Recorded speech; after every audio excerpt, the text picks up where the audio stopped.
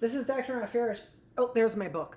I was just wondering, like, where's my book? And should I open up the screen? It is April 14th. I would like to say happy birthday to my sister-in-law, Karen, who I sometimes really just batter with words that don't feel like kisses. It's day 336. If anyone could take it, she could. For all the right reasons, right? Not for the wrong reasons. Dr. Annette Feravich, and that, they're still with words. I know how deeply they can hurt. I do. I don't think they penetrate, though, like a knife at the end of somebody who's angry. Okay. Here's the book, How Large is God? The Voices of Scientists and Theologians. Did you get afraid it wasn't me when I came back?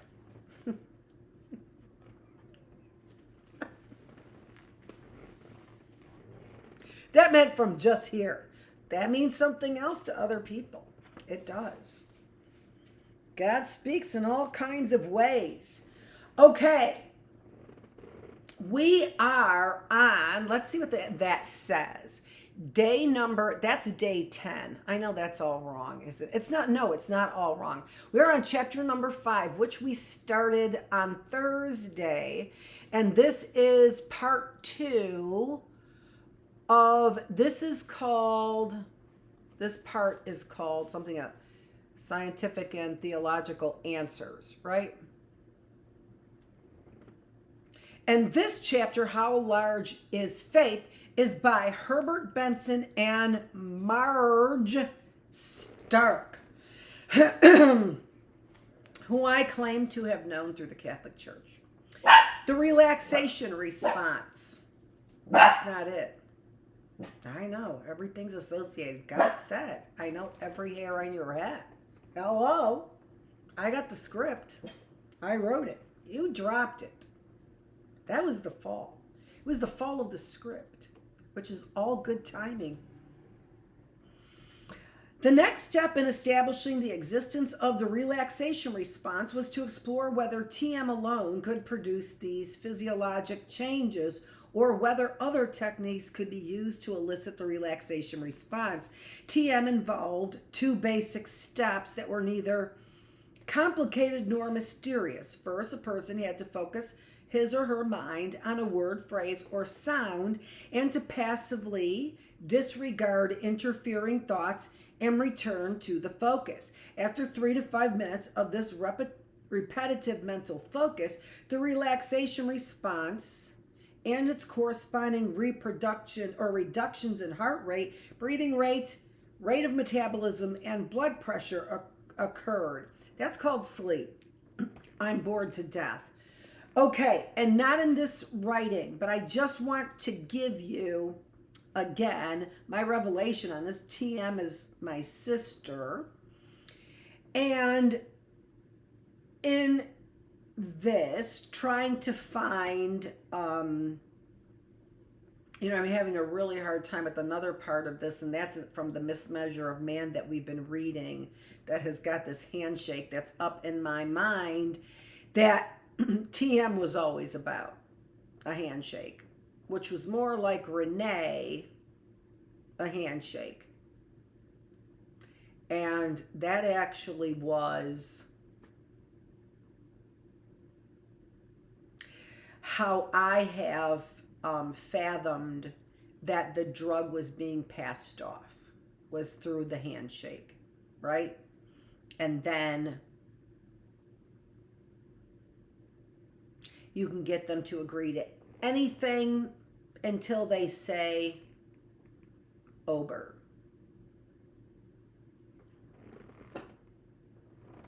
So time to start sparking up the lips.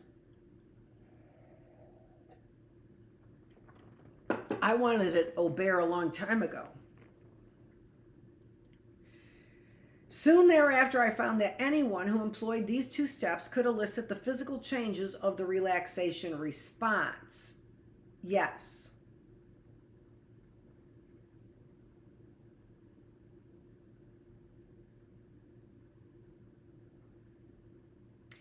This is also interesting as well, which is coming to mind as well. And that is putting somebody to sleep and then masturbating them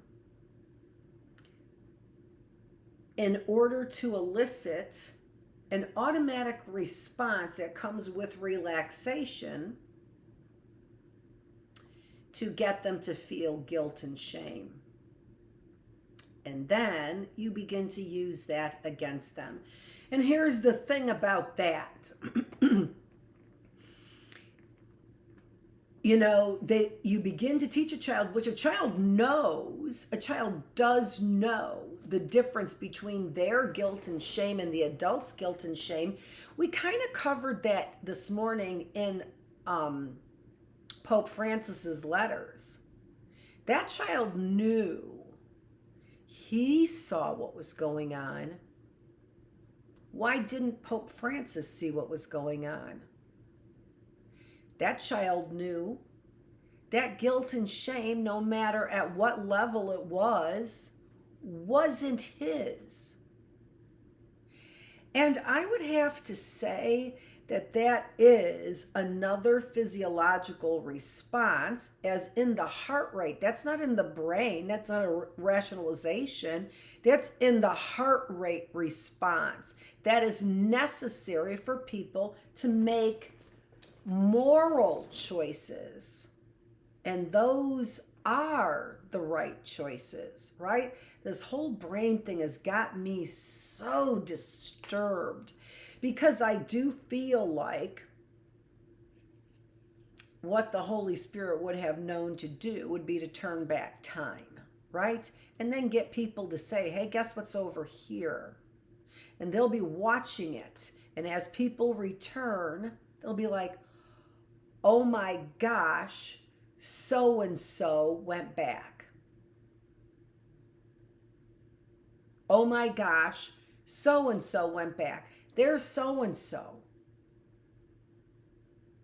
And then they try to teach them, you don't want to come back here. This is how bad it is here.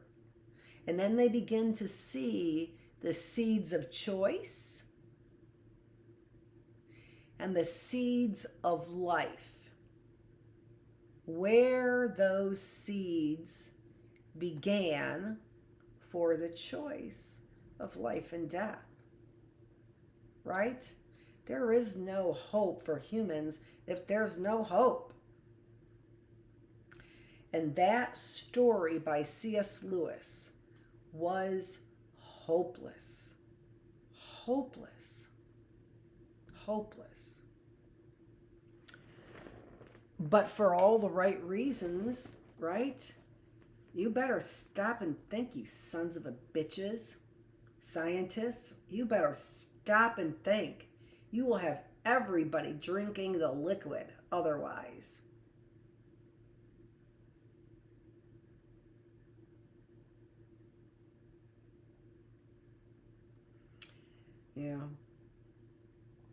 Yeah, this is like, you don't even know what's ahead and you're at the root of it. No, what's at the root of no life is death. What's at the root of no hope is death. The story is one that you want to believe, even though you know you manufactured it, right? All this chaos. What chaos? I don't see it, right? Well, watch TV. No, motherfucker. I'm not going to watch your fucking TV. Not in your fucking hands. Not in my ears. Not over there on the big screen.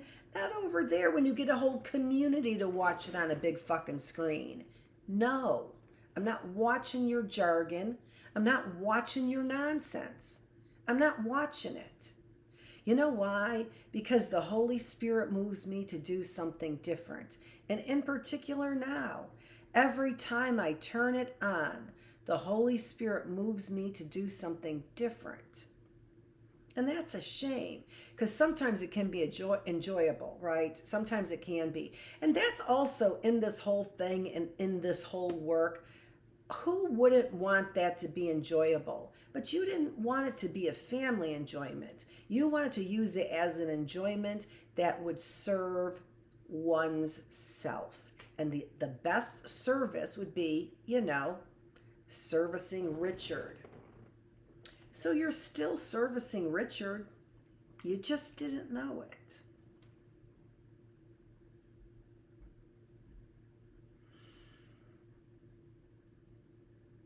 And then with this relaxation response, oh, they need a little drug, so they forget, right? So they forget.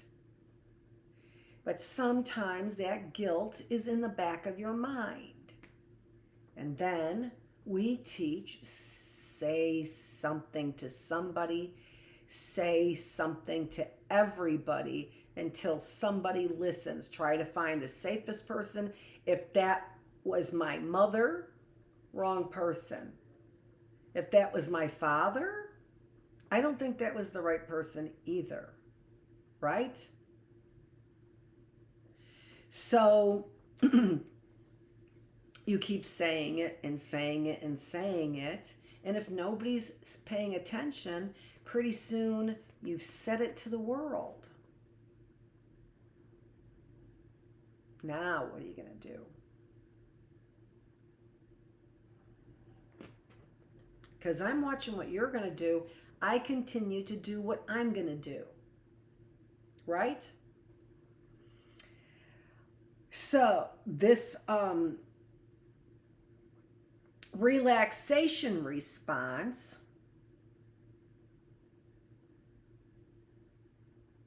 I remember them trying to get me to do. And it's like, no, I'm not physiologically ready for it. Pay attention. You got to know it. They're like, and now pee. All right, there's my pee. But I'm going to stop peeing the bed because I have to change the sheets and it's uncomfortable. Oh, and then I got the revelation of DNA. That's supposed to be.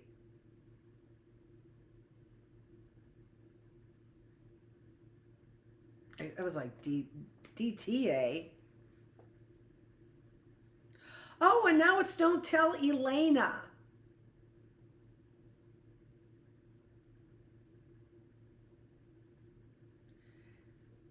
Don't nix Annette.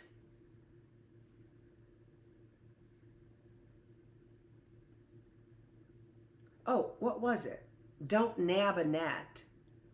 Don't tell Elena. I mean, all these tricks of the trade, again, with all the hoops that people are supposed to be jumping through.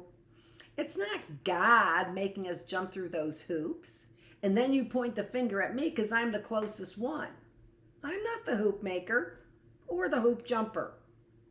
That should be clear by now. But this relaxation technique definitely was being done, and this is what I wrote about, right? Well, if you're such a scientist, where's your book? Write about your relaxation technique then, if it works so well. And it worked on me as a woman after reading this book. And that bothered my husband. So my first orgasms were from this book on this relaxation response that I thought was really great because it came from a book that's called How Large is God. So believers, and I could believe this and it makes sense and it's science.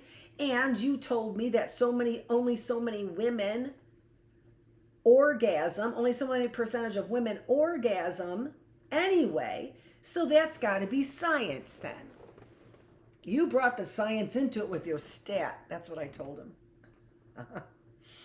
And so what did I do? I did the relaxation techniques, which bothered him at first because this was coming from a bad place. Don't you recognize TM? Yeah, but not the rest of this. She never made me feel relaxed, unless you're talking about before memories, and then I peed my bed, I'm pretty sure.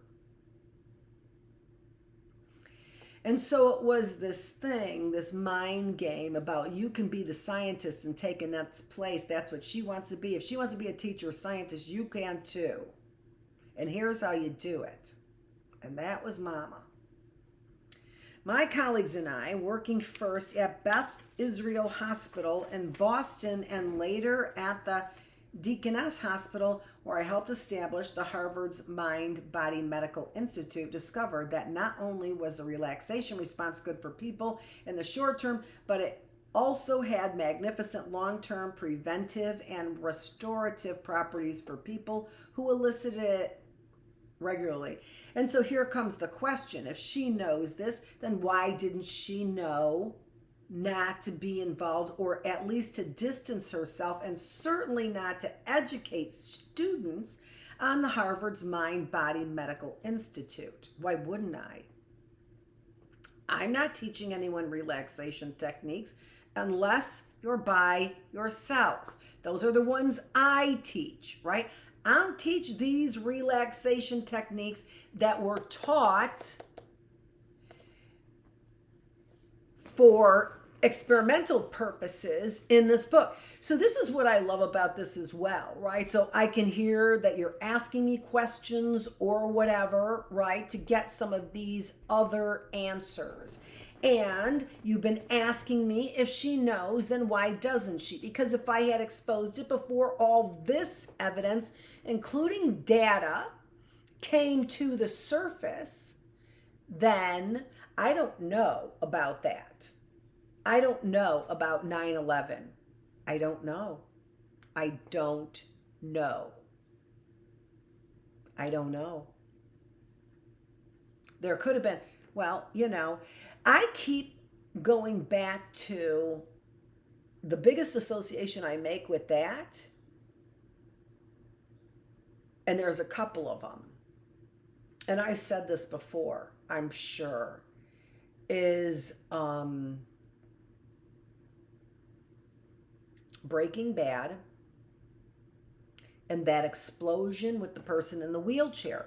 So you can see how you can get in somebody's mind a very crisp picture of death and destruction, whereby people are able to then make other associations.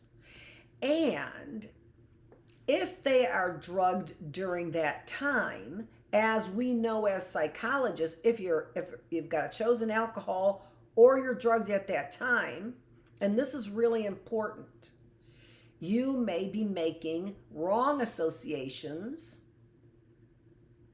dysfunctional associations, because of your intoxication, whether that was by choice or by force. And you, by the way, won't know. That's the randomness of this whole thing, right? So then, you know, back to the same story. I thought it was a news story for a second. I don't think it's brand new, but you know what I mean. And then you've got this, you know, hopeless Buddhist looking Duato guy that you are promoting.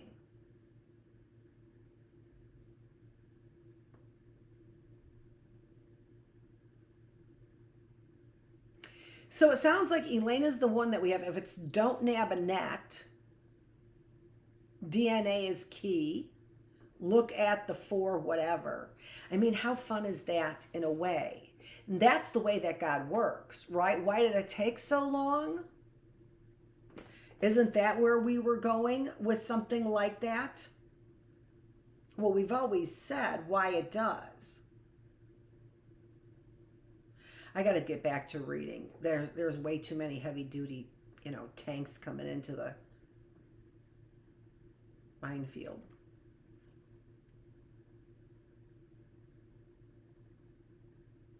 Yeah, there we go. Back to that. That's what it was. Don't nab Annette. So if you don't want that, no matter what it looks like, don't nab Annette. And for the faith aspect, don't tell Elena. Is that better?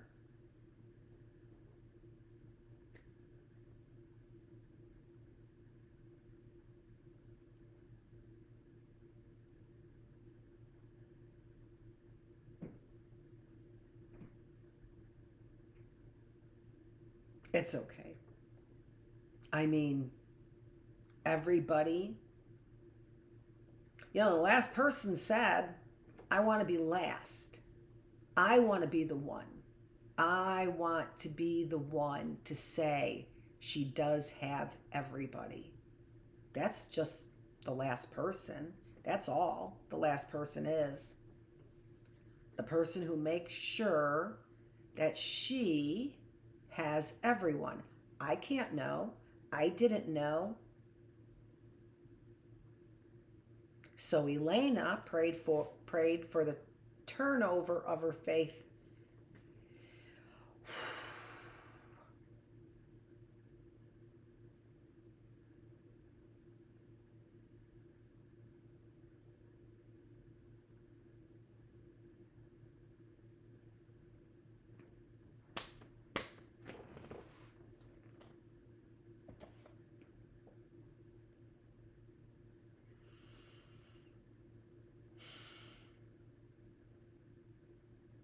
In addition, and that is really about the mind body, right?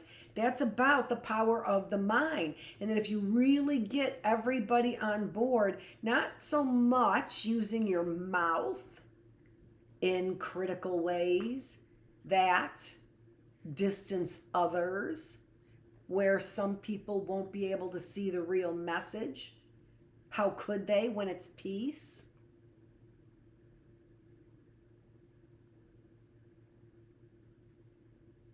That's why it's just not our script. Right?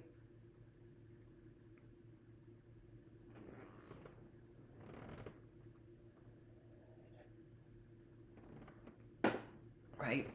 And everybody's,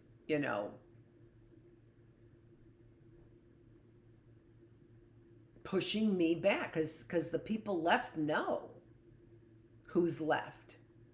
And if you're all that, there was never going to be a way for me to hightail it out of here. That was critical in the contract as well. There was never going to be people who let me hightail it out of here, and that was part of my contract. I was never going to hightail it out of here before the last person said we had 100%. And apparently that person was Elena.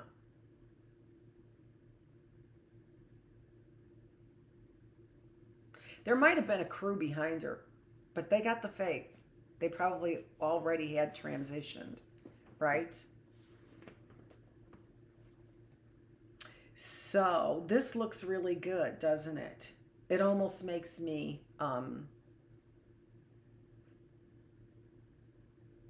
to relax, is what it does. So we've only been here 25 minutes, and this has been more of a speech than a read. And I don't usually do that in the reading room at all. This was a day of things I don't usually do, wasn't it? I can tell that too. All right. Yeah, a few things, right?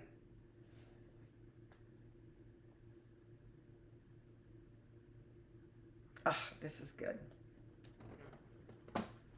Dr. Annette Feravich, keep your fingers crossed. Keep your toes from looking like a hose.